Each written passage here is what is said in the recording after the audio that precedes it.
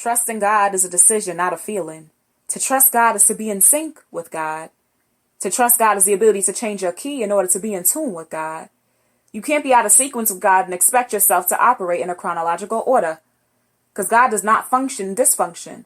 To trust God is to trust Him even in the midst of your complications. You're trusting God in His navigation to get to your desired destination. To trust God is to know that when your feelings are unstable, God is stable and able to take what looks like nothing and make it into something. To trust God is to know that God's promises are a guarantee, not a maybe.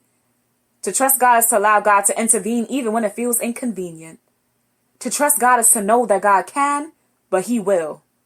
When it feels like you know what's best for your life, you need to remember the author of your book.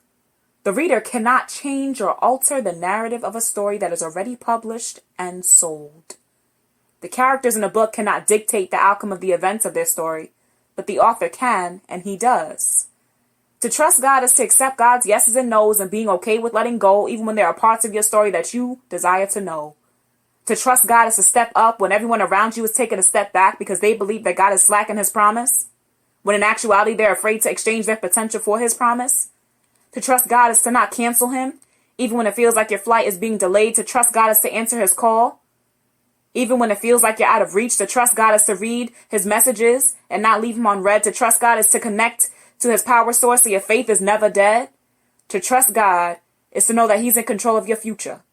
That's why you can't rely on the past, because the things in your past don't last. Trusting God is a mandate. It has a start date, but never an end date.